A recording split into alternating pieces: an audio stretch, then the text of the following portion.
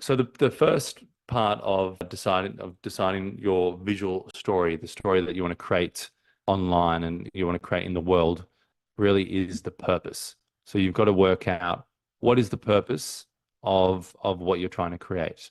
If you don't have a strong purpose, as Nick was sharing, if you don't have a strong purpose, you don't have a strong commitment, then when you get started in the first bit of you put that camera up in front of your face, or you go to step out of your comfort zone and there's not a strong purpose, there's not a strong commitment, you're going to fall over. And that's in anything in life.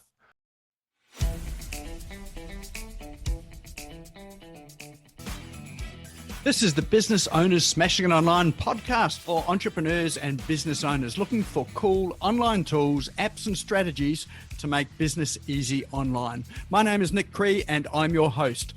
Each episode features a guest expert demystifying the online universe, sharing inspirational ideas and providing tested real-world strategies to help you get the most of what's available online to grow your business today.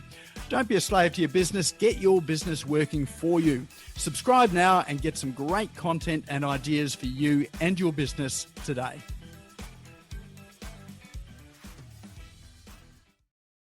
All right, well, now's the time when we bring on our guest speaker for tonight and our guest presenter tonight. Kyle's actually been on before, I think, so maybe, I don't know, so 3 years ago, and he was talking about quite a different topic tonight, but yet it's still related. It was about storytelling. He's not only is he a master storyteller and author, he's a videographer and a photographer as well. So he's telling stories, through visual means as well as text means. And if you have a look at his background there, that is part of his story as well too. And I'm sure he's probably going to go into part of that as well.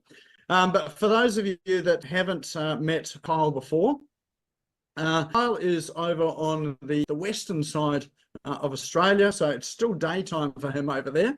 He is a best-selling author. His book is his memoir, Decide Your Destiny, and it's topped the bestseller lists worldwide. So he's done an incredible job with that. And I've seen him sort of on social media. He's relentless. Talking about it is a passion project for him as well. So when you do follow him on social media, you will see that he is relentless with it. And he interviews some interesting people, and they tell their stories as well too. He is a coach to help people to connect with their inner calling. He's had many, many years in sales, marketing, operations, and so he's been able to weave this here into what he does in his career as well too. As I say, he is a photographer, videographer. He's also a trainer as well. And he's also been worked on some multi-million-dollar sets with brands like Commonwealth, NRMA, Qantas, Wallabies. So, that's been part of, his corporate experience as well. So he's in small business and he's worked in that corporate world as well too. So, but he does believe in a very client-centric approach. And stories is very much part of that these days as well too. So I'd like you to give a big warm welcome to Kyle Spyrides. Thank you, Nick. Really appreciate it, mate. Good to be back on. And yeah, I think it's like many things in our own story, in our own lives, it's a development into that next phase. So I think the last one I was talking about how to take professional looking photographs with your phone, which was a big question during COVID from a lot of the clients I had back then. So today I wanted to talk about clarifying your visual story. I'm going to try the good old share button and hope for the best. Here we go. Let's see if that works. Alrighty. So today I wanted to talk about clarifying your visual destiny. So we've talked about video and we've got some amazing video apps as well today. And we've talked about tools. We've talked about, Nick's told me a little bit about his sales background and his history and kind of little teasers. And so I'm curious to find out a little bit more about his sales history. And on the live today, Nick was talking about not just leading with facts, but leading with story as well. So a little bit on that note, a little bit about my story. I originally was born in South Africa, Johannesburg. when I was 2.5, came to Australia and was brought over here. And my grandparents, my grandmother, my step grandmother, she said she saw me, this little lost kid, walking up the stairs in her home, and our eyes connected. And she said she had this overwhelming feeling shoot through her body from God that she was going to be important in my life. And then 14 years later, when I didn't have anywhere to go, or I didn't have anyone guiding me, my grandmother and my grandparents were that safe haven that I could go to. So they're a big part of my story, and as you can see in the backdrop, they're a big part of who I am today. And I liken it maybe a little bit, a way of thinking of it in more of the mainstream. A lot of people know the book Rich Dad Poor Dad. I've got a bit of a set up. Good parents, or good grandparents, not so good parent upbringing. So for me, and I think for a lot of kids coming through our generation, it's not a clear path, to be guided to have parents for parenthood these days. You got a lot of families that, have stepbrothers, stepsisters, and, intermingling. But finding a way to find a guide and someone who's going to love you and care for you and lead you along your destiny has been something that's really important to me, and a message that I want to get out and help others and the younger generation, because with each generation, there's new challenges. Looking at some of the tools and tips that Nick shared, I mean, it's never been easier to create a business. It's never been easier to plan a trip, to do many of these different things, to edit a video, to create a course. But like that book that you shared right at the end, Nick, doesn't necessarily mean you're going to commit and follow through with it. And so we will have our own challenges. And I think the first step really is identifying those challenges. So identifying what the challenges are of our generation, for the younger generation, and also what are the challenges in our business. I think if we're really strong at something, like for me, Nick was saying, I'm really good at getting on social media, getting online, getting out there. If you're really, really strong in one area, not overcompensating, but you're going all in one area, there's probably other areas that you need to work on. And I think that's just part of the journey along our business journey. And that's why it's great to be a part of communities like this. So as a kid, I was very animated and full of wonder, full of curiosity. And in the book that I wrote, Decide Your Destiny, the first 3 chapters and the exercises, so it's 22 chapters and there's an exercise at the end of every chapter. I talk about that. I talk about pulling out, the 5 key childlike characteristics that you had. What were some of the childlike kind of characteristics that really made you get what you wanted when you were younger? What were some of those characteristics that made you relentless, that made you curious? You had wonder about the world. Nick putting this on for us and looking at all these tools and his commitment to his business, you can see he's got wonder, and that's that young kid that's got that wonder, that curiosity, that beaming light in them. And we go through life, we have some experiences that burn us, we touch the hot pot burns us, and we go back into our shell.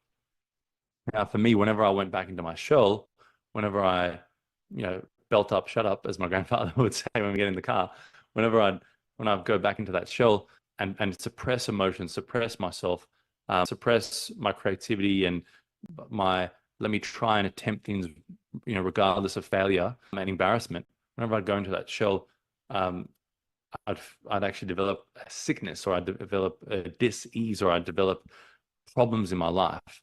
So for me, whether you've got a bad attitude or you've had a bad day or something like that, trying to go back to expansion mindset, trying to go back to, how can I expand over this? How can I be bigger than life right now? How can I be bigger than my circumstance? Mate, who can I help right now? That has always put me in good stead. And I had my grandmother, who, another quote along that lines, who would always say, let go and let God. And she had a strong faith, never a heavy religious faith, but just a strong belief. And for me, it's always been important to have a stronger belief in something. And what that is for you, you will decide.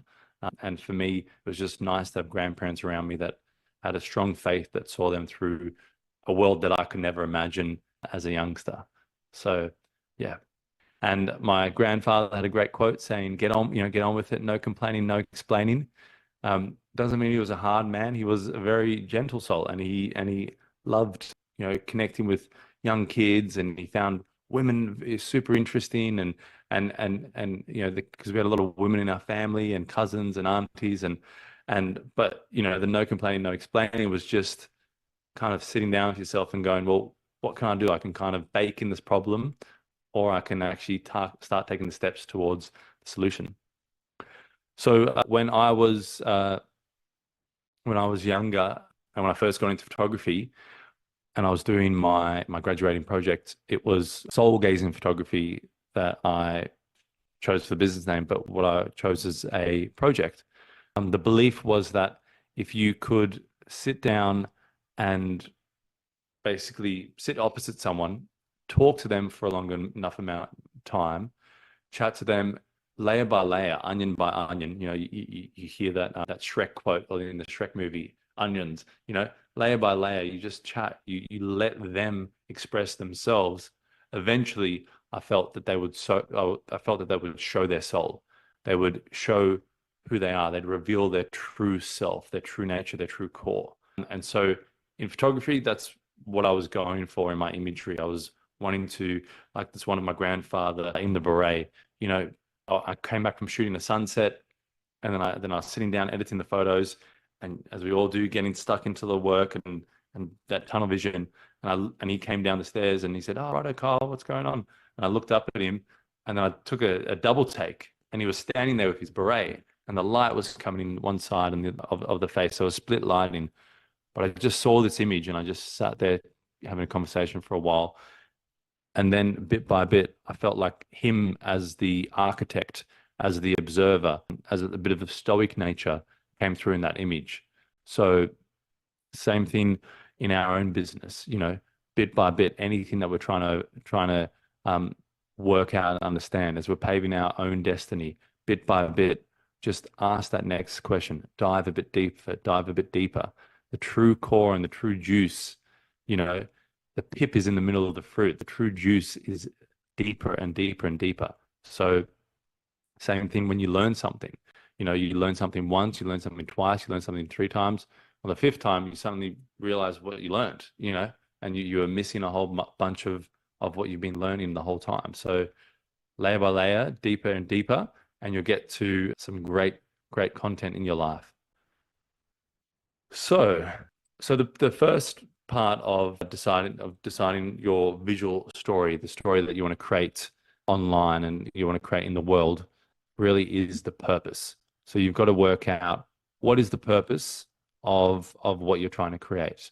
If you don't have a strong purpose, as Nick was sharing, if you don't have a strong purpose, you don't have a strong commitment, then when you get started in the first bit of you put that camera up in front of your face, or you go to step out of your comfort zone and there's not a strong purpose, there's not a strong commitment, you're going to fall over. And that's in anything in life.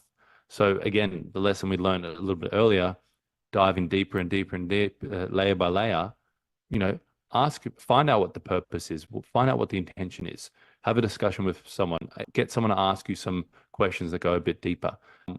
Wake up in the morning and write out, close your eyes for a little while, visualize it, and then write it down on a piece of paper. So that's where purpose is really, really, really important.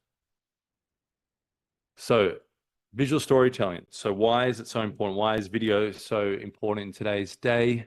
One of the biggest reasons is it does the work for you that you don't necessarily have to do for yourself. So I'll share a little story. Today I was doing some flyer drops, letter drops. I was dropping some letters, door to door. The other day I was doing some door knocking. Now that is great work, great confronting work. Very, very much gets you out of your comfort zone. But if you put a video up, and in this video, when I first came down to this part of the world, Albany, put this video up, put a bit of Facebook dollars behind it, contacted a marketing agency. This video was getting me clients, connections, was making me known in the community 6 months, a year and a half down the track, even to the point where I walked into a tavern and 3 people recognized me from that one video. So that's what video can do for you. So it might not be, getting you the money straight away. It might be spending money straight away. But when you're working out what your visual story is and you're telling it in a good way and you're putting some marketing behind getting it out there, your visual story can actually do work for you to the point where you can step into an environment and you're already known and people already, there's that warm introduction. And we all know from that warm introduction, from that first step of networking, that's when we start to actually build onto that relationship. But if I don't know you, I'm very cautious around you. I'm very, I step back a little bit. I'm not going to dive into business. But if I feel like I know you because I've seen you blast your content, as Nick was saying, up everywhere online, if I feel like I know you, then I'm able to connect to you a little bit quicker and a little bit easier and a little bit deeper. So we're able to go to those layers deeper and deeper quicker. So that's another big reason of video. And not just in video, even just in your introduction. So the one story of the door knocking, one of the big tips that I had was I had something to share, something of value, because I knew I wasn't going to do it without having a purpose. I wasn't going to go out and do door knocking without having something that I could, hey, I'm going to give you some value. I'm going to help you out. So knock, knock, knock. Hey, I've got this valuable thing that you'll find interesting. If you won't, that's fine. I'll be on my way. But hey, and work out how to get straight into a connective conversation, a connective story. So that's something that can help you in those environments when you're face to face with someone. And then also when you're recording the video, it's the same thing. Get into a connective story, get into a connective conversation, talk to them, to speak like you're speaking opposite them. And then you're going to pull out, okay, this person's talking to me, but they're not talking at me with some pitch. They're talking to me.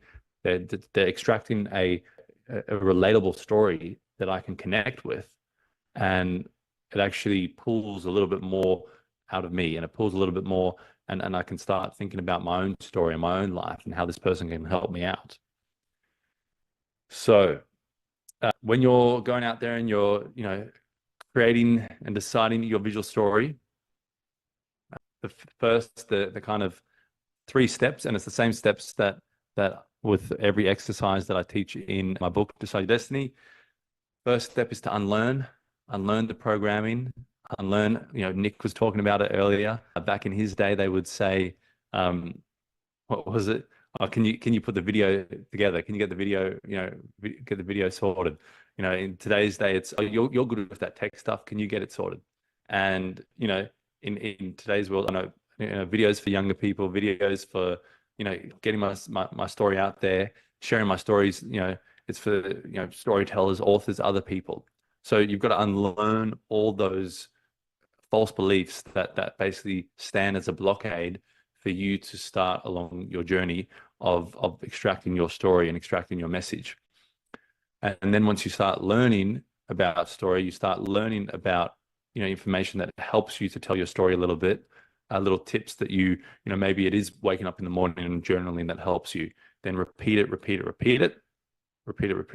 until it seems like, oh, I've heard this, I've heard this bit of information. I've learned this already. You've got to learn it until you truly know it. And when you truly know it is when you're actually implementing it. And then you've got to revise. And then that's when you step back and you look and you go, okay, am I happy with my brand? One of the tools that was shared earlier was about your brand colors, So we've got so many AI tools that can help us. Am I happy with my message? Am I happy with how my story is coming across? Am I happy with, the videos that I'm creating, or the photos, or the copy that I'm creating, or how I sound as a brand? So you revise that, and then you do the loop again. Is there something I need to unlearn? Oh, I thought I could only talk about this topic, because I'm in this business. How can I cross over into another topic? How can I reach other people by talking about topics that they're interested in? And so that's how this whole cycle works. And an edutainer. So this is where, and we've seen it today, where you mix education and entertainment. I think this is deeply psychological because people want to feel like they're progressing, they're taking steps forward.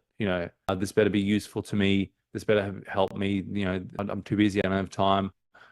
So people want to feel like they're productive. They're moving forward. Whatever they're doing moves them forward. Sometimes to the point so much that they won't relearn, do the repetition of learning a lesson over and over again, and knock at that with that shovel until they get to the gold of that information.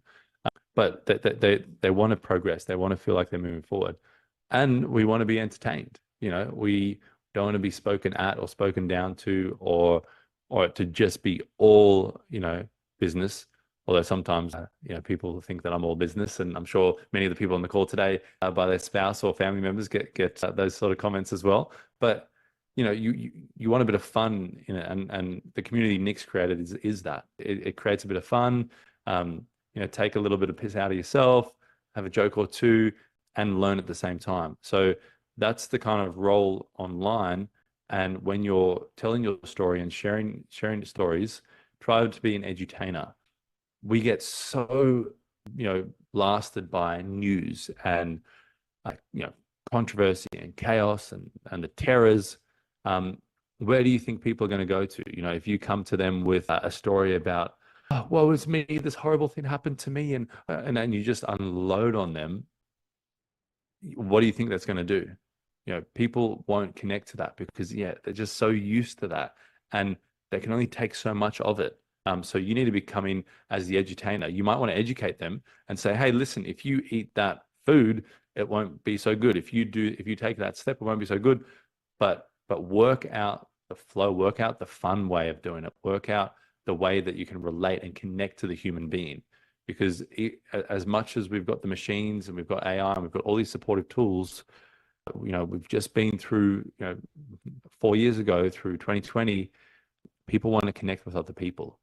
And people are, might say people are stupid, or people are, back to their caveman psychology and all this sort of stuff. But people have intuition, and people can read, and they can suss you out and suss what your intentions are. So really focusing when you're sharing your story, how is the story connecting to someone?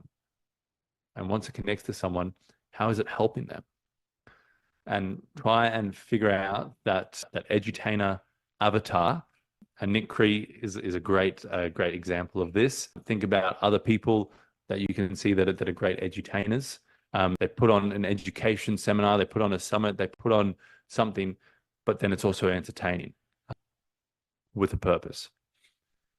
All right. And so the other tip, part of telling your story, telling your visual story, is to become a headline hero. Now, this is where you can embrace current trends. So a big trend at the moment is AI, is technology, is digital tools. So how are you going to embrace those trends? How are you going to embrace trends? And because at the end of the day, instead of sharing your story and going, hey, look, I want to tell you, and I've found this along my journey, hey, I want to talk all about destiny. Hey, I want to dive right deep into your life's destiny. And they look at you and they go, oh, but you're only a young buck. What do you know about destiny? What are you talking about, fella? And so you might be able to connect to something that's going on in the current times. Isn't it a shame that that suicide writes this? Isn't it a shame that 75% of people say that they don't love what they do, they're not passionate about their job? Did you hear that so and so, many people have depression and this and that? And then that's the problem. And the solution is, well, I've got a book, or I've got a course, or I've got a story, or I've got a camp, or whatever it is out there that can help this.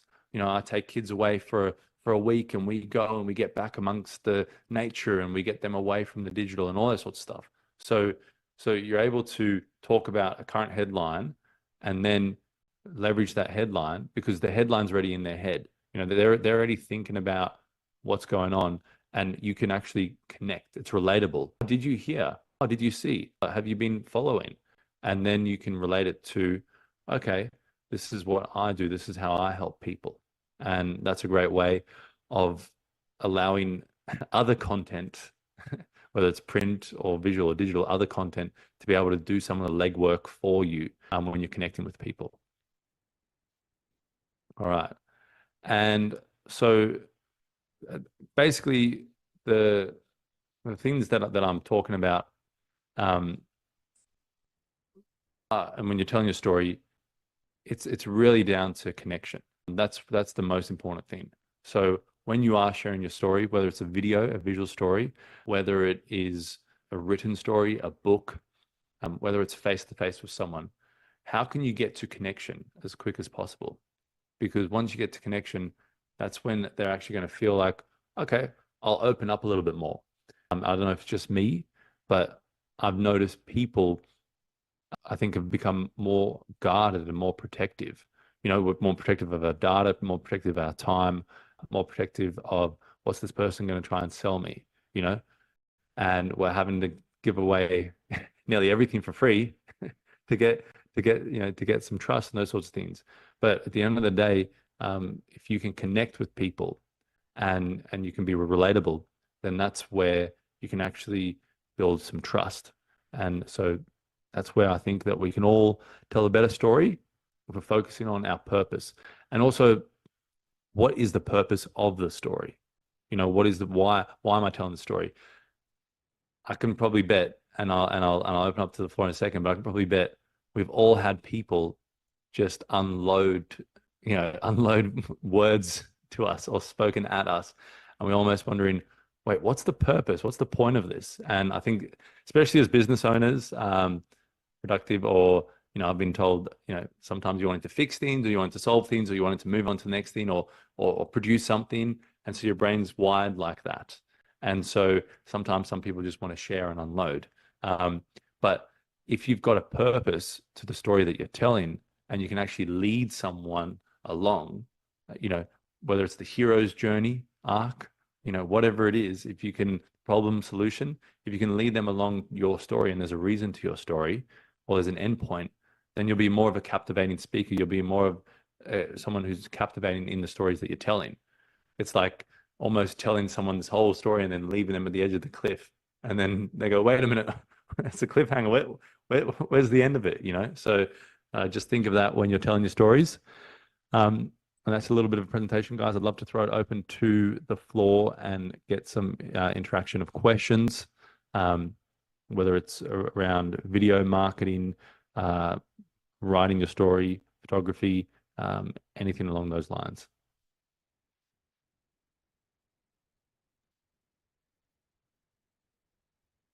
I've got a question, Kyle, as people are sort of thinking of their questions.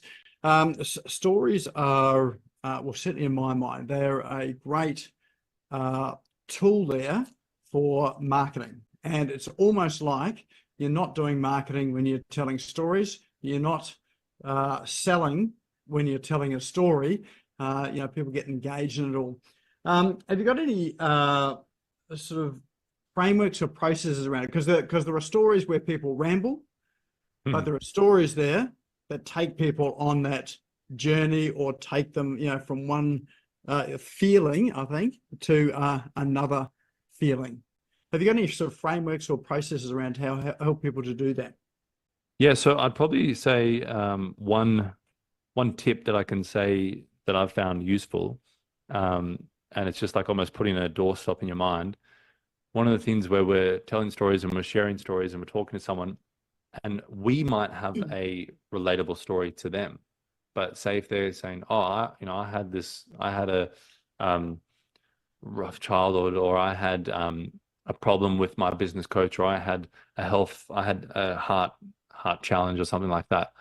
We might in our minds go, "Oh my God," and we will, "Oh my God, I really want to tell them about mine," and we will think like, "Oh, this is relatable. I want to tell them about my story."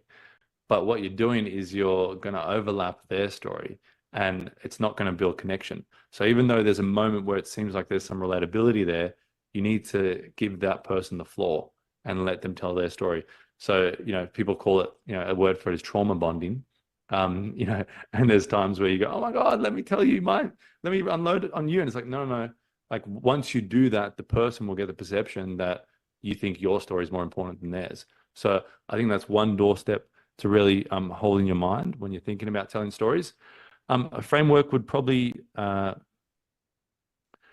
it might sound a bit hard, but it's it comes back to feeling as well. And, it would be hard to tell everybody, let's get in our feeling, let's kumbaya on the live. But, we do have a deeper technology in ourselves of working out, okay, is this someone I can go, like kind of the pace of it? Is this a moment where I can go and share a little bit more about my childhood and how it related to this thing that this person's talking about? So working out the pacing of the conversation, and when it's important to implement a story. Because if you've got 5 people in a room and you're doing a sales call, you're doing some sort of meeting, and you just blurt out a story, oh my God, this time when I was younger, and then that's not the time, but if you're more one-on-one with someone, and they're maybe they're not opening up enough, the story can be used to allow them to open up more. So I think in marketing and sales, in those sorts of things where you're wanting to extract more and open up more, and especially with my photography and videography, I was wanting the person, the subject in front of me to open up. So it wasn't about me, it was about me capturing them opening up more. And so in order for me to do that, a little bit of a carrot, a little bit of celery, just bit by bit, just feed them little bits, and then eventually they'll start opening up into a flower. And then you just sit back and you listen and you just observe and you let them talk.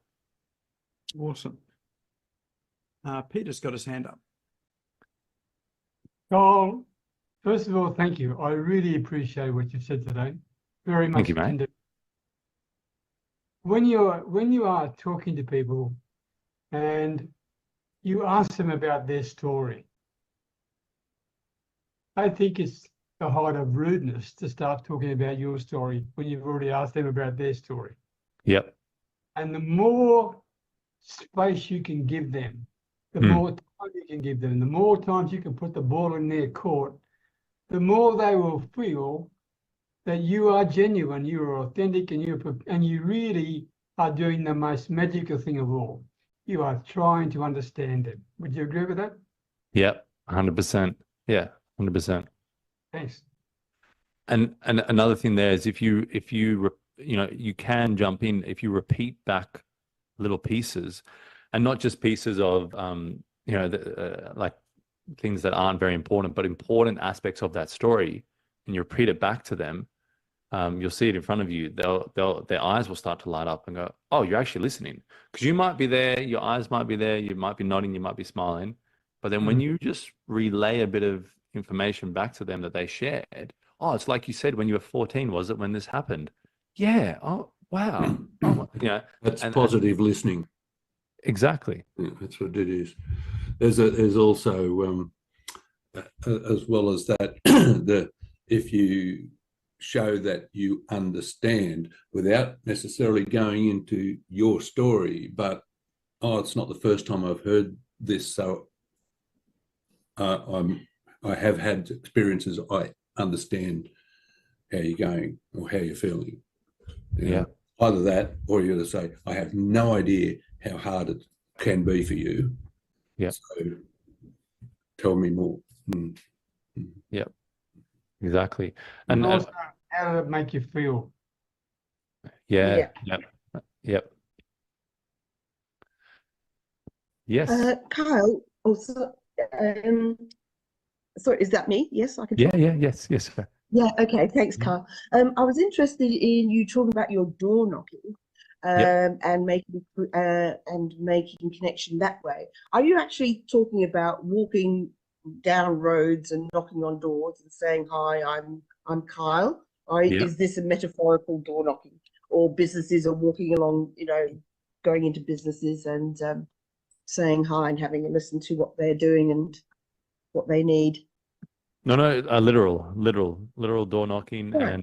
and popping into business owners, and I think that is such an important skill, because we've got so many great tools, at our hands, but don't allow that to I think the human connection, the skin to skin, the contact, that can help you. Again, it can help because there's nothing more pressured than having to, tell me a little bit more about you, and you're literally opposite, a complete stranger, that's you're you're going. So yeah, so I've been doing a lot of door knocking lately, and knocking into business owners, and but it's always very important. And it's the same thing as, oh, go have 50 calls today, go do 50 calls today. And I know you'll create an opportunity in your business. And you're like, okay, but what do I say? What is it? As long as you have a purpose, then you've got something that you can actually start rolling with. And that can even be, your pitch can have a little bit of a story in it, So yeah. Yeah, I particularly, that really kind of stuck out to me, because I love that. I've been a business owner in the old days when there was none of this Facebook stuff, and how I've always made beautiful contacts and wonderful connections was through going to do we used to call them a go-see in advertising, and you probably know that too. Yep. Being in that field, but doing a go-see, and going meet people, shake their hands, see if you get on, and getting that real initial vibe, which I think is really important. So that really appealed to me. I thought, do you know what, I'm going to give that a go. I much prefer that than actually using social media. So that real face-to-face. 100%. And what you can do and how far you can extend out, and how much impact you can have through online marketing, social media, and video, and those sorts of things is tremendous. But another thing I think today is that lots of people are heading towards there. So it's almost leaving a bit of an open market to do old ways of marketing. And so what I've started doing as well is sending lots of handwritten letters. So trying to set a certain amount of target a day, write handwritten letters, because someone can literally have a look at it and go, oh, you took the time to write, in your messy 5-year-old handwriting, but at least you tried. So, it shows effort, I think, at the end of the day. Yeah, that's right. And I think for right now, where I'm just starting out, I can only cope with so many people, and as I'm learning my business and all of those other bits that seem to come along as well. So I think, that just that way of door knocking, I really like that. So I think that's on my list. Yeah, thank you very much. That's all right. I think one of the problems I might have, Kyle, is if I write handwritten letters, people would think I've given them a prescription or something. My writing's so bad it looks like a doctor's. Me too. Oh, mate, I tell you, I think I'm up there with you. Yeah. So I think I might have cut someone else off. So who else was talking? Very quick. Peter, Yes. How do you feel about the idea? I mean, right now, when people are giving out things like lead magnets and that sort of stuff in their PDFs or their videos or whatever it is, most of the time people ignore them completely. But if they get something in the snail mail, in the actual mail, it's a huge difference. What are your thoughts about that?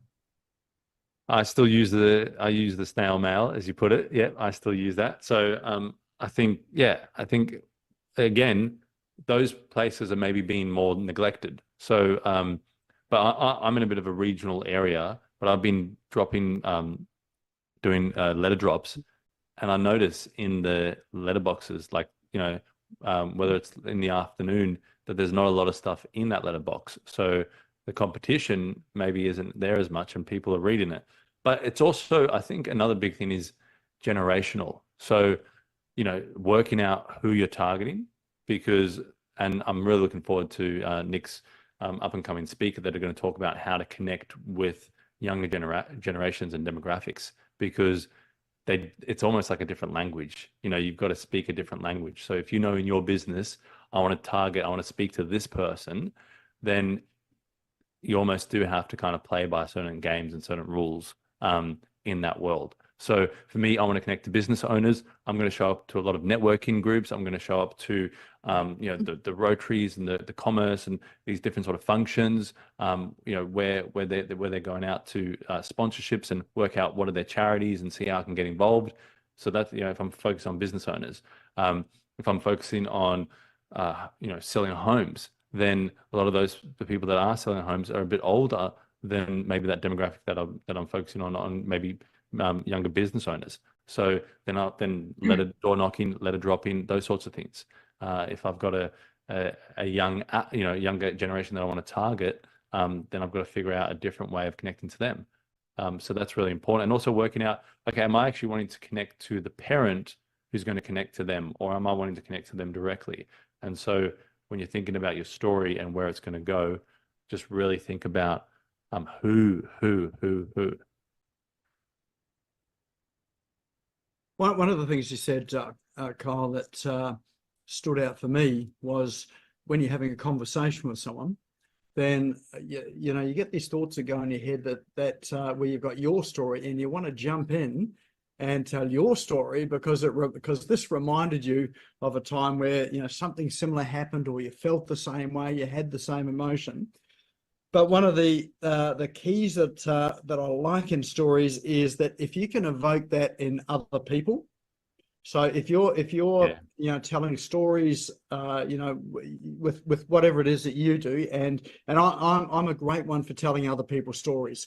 I don't have any interesting stories at all, so it's always good to grab other people's stories. You will have noticed at the beginning I told the story about a friend of mine who went into get a surfboard fin. That's not my story at all. So I can use other people's stories, but if you can get people to think, that's I remember a time like that, or that's just like me. That's the phrase that I like. Oh, that's just like me.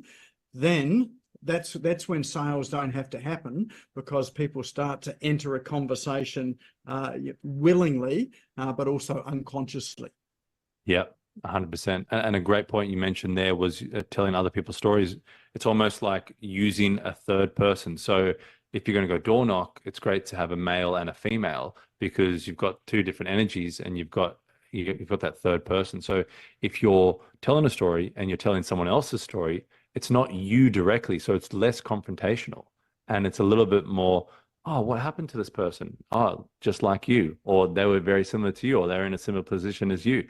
And then it's a different person. It's not me, I was, the same. So you've got to do this now because it's a different person. It's removed. So yeah. Can I ask, part of your journey has been telling stories through visual media, whether that be video or what's the other one? Video or still Photography. pictures. Photography. Yeah. Thank you. Yes. Lost for words there. That's right. So when you're telling other people's stories through that media there, that's or is it quite different to telling your own story? And how do you sort of elicit their story out when you're doing that? Yeah, so it is very different, and I think learning how to kind of go from behind the camera to in front of the camera was a big overcoming, or big learning. But telling their stories, so I ended up, my target audience I found out through doing lots and lots of shoots, and it ended up being middle-aged women, and I just resonated and connected to their business story and what they were doing and those sorts of things. But so in that, I found that, and I'll try and be very politically correct. I found a lot of them weren't as very kind, and I think middle-aged men would be the same. Weren't very kind about the comments about their look, kind about how they were showing up. So there was a lot of not so much photography and videography, but almost best friend support. Let's get a glass of wine at the bar. Let's chat. So a lot of that sort of supportive work that had to be done.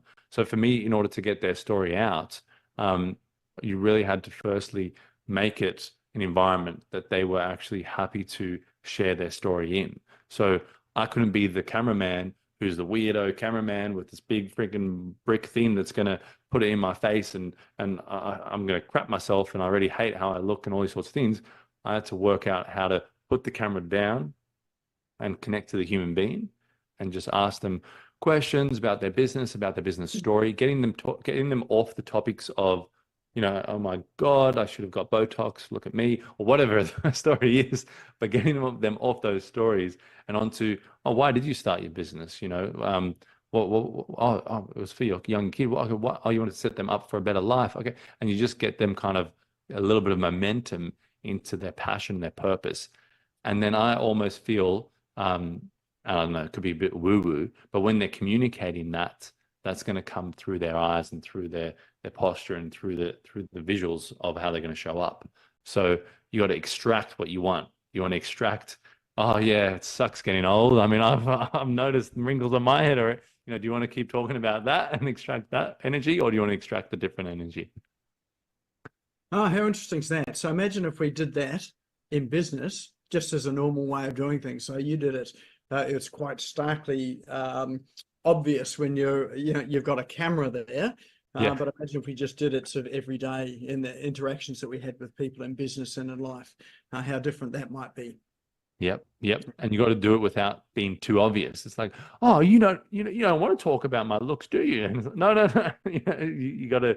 It's got to kind of bake into how you do it. But you can find ways to easily, just be that curious kid that we talked about. That kind of, oh, you're an accountant. Like, tell me. Like, I mean, I don't even understand that world. Tell me about that world. Like, just be curious. And if it's something they've been doing for a long time, my God, you give them the floor, you give them the mic, they're going to run with it. Mm. May Rose, you've got your hand up. Hi, Nick. Hi, Kyle. Love your work. Hello. I perhaps have a rather obscure question, but how Love do it. you diplomatically ask some person who loves the sound of their own voice and is taking over the place, and you can feel everyone else shifting? How do you gently or diplomatically tell them to shut up? Or Are you talking about me again, May Rose? To say I just ran out of film. we did have an incident in it, and particularly when Love you're it. at a presentation or you're running a webinar, and you've always got one extrovert that has everything to say, and there's a few people you can see would have a much more interesting story to listen to. So how do you diplomatically?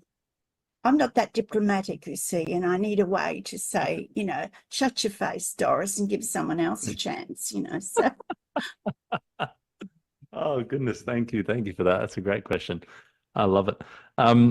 So hopefully it's not about anybody on the call, like Nick was saying. Oh,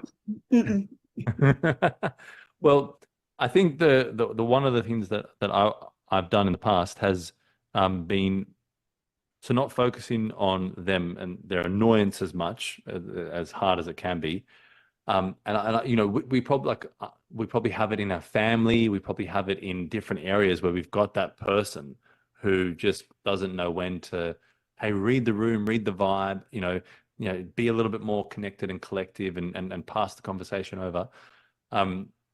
What I do is I would bring their awareness to it. So if you're, like you said, you're at a conference and say, you've got to interview 5 people, and they're talking and talking and talking, bring their awareness to where they are, to what's going on, to the next person that's got to tell their story in a polite way, So you can bring their awareness, and actually, Paul did a great job of it, was saying, the film's run out. You can be playful. You can actually have a comment that's kind of cheeky and a little bit fun, and it almost gets them to snap and go, oh my God, I do this all the time.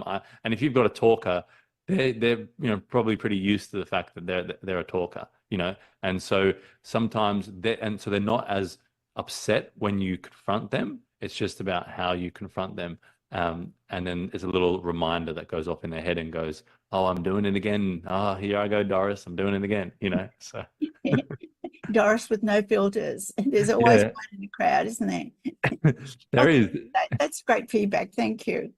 Yeah, and if they're an extrovert, they're really, and I could be a bit of an extrovert, but they're really connected and passionate and alive and looking at everything. So it's easy to distract them or take their awareness to something else in the room, or something, oh, do you see Jane there? Jane's, do you know Jane's story? No, I don't. Oh, well, Jane is, and you can almost, start bringing her along. So, yeah. Or the building's on fire, something like that. Yeah. Yeah, if you need to set a building on fire, I won't tell anyone. Thanks. I've always found giving them a job to do.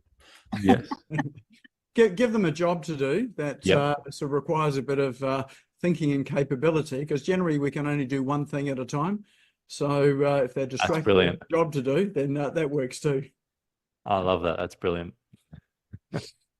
Excellent. All right. If we've got any more questions, if we haven't, we're pretty close to time. So we will wrap up, and then I was going to say you can probably go and get some something to eat, but most of us have probably done that on the call. But we do have a prize here tonight. So thanks very much, Kyle, for sharing your sort of wisdom in storytelling. I know that for those of you that do know Kyle, or even if you don't know Kyle, he's written a book called Decide Your Destiny, probably the youngest person to write a memoir that I've known. But in there's a whole lot of good life lessons about, sort of decisions you make in life. And so, a story about his life as well too. So, we're going to grab that and you'll learn a wee bit more about stories. And that picture behind me, although he hasn't talked about it too much, just a wee bit, he does talk about that in the book there, but it's really pivotal to his story as well too. So let's give Kyle a round of applause. Thank you very much for sharing with us tonight. And we do have a prize tonight as well too. So we've got our traditional wheel of names. What's the prize, Kyle? So the prize is a paperback copy of Decide Your Destiny. If you can handle the shipping, I will send it to you free. Fabulous. In fact, we'll handle the shipping, Kyle. So and then they can get it for free. Done. Oh, I'd love to actually get over to Brisbane. If there's someone in Brisbane, I'd love to bring it to you in person. I've been meaning to get over. So. Yeah. So hand delivered. Okay, you'll get a hand delivered book. By me or another hand. Excellent. We've got a couple of overseas people here as well too. So okay. You've got a possible trip to Thailand or to Philippines to deliver it. All right, let's spin the wheel of names and see who our lucky winner is tonight. All right, virtual drum roll, please. Everybody's name is in here that's been here tonight. Remember, you have to be here in the room to win it. And our winner is Paul Sheaf. There you go. Are you going to New South Wales anytime soon, Kyle?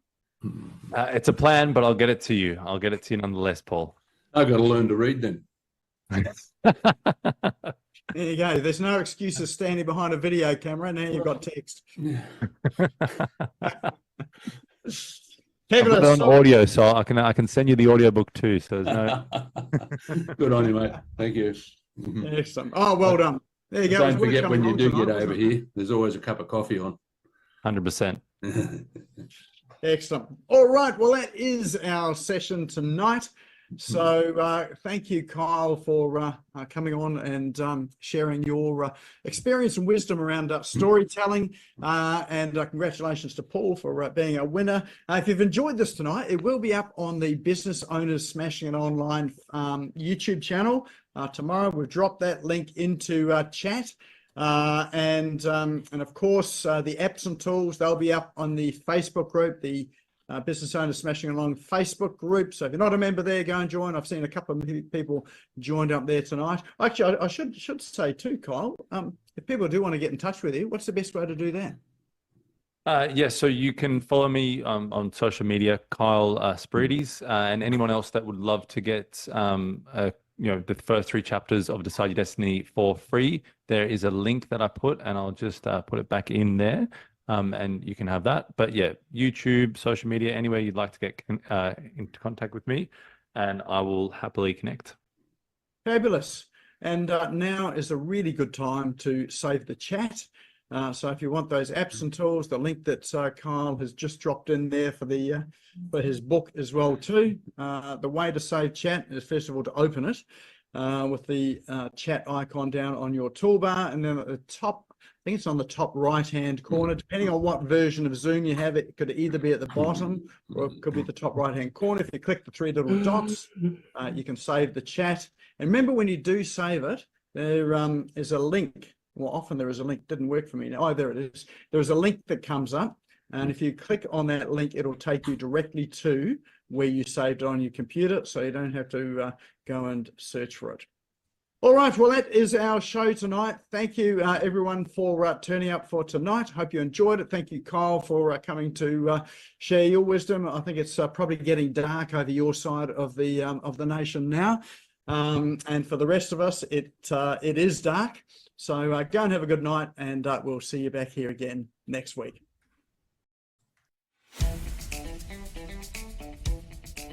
Thank you for tuning in and listening to the Business Owners Smashing It Online podcast. You can also find me on social media and online. Just search for Business Owners Smashing It Online and Nick Cree, spelled Nikree, all one word. If you like this and want to hear more, subscribe now. Until next time, don't be a slave to your business. Get your business working for you.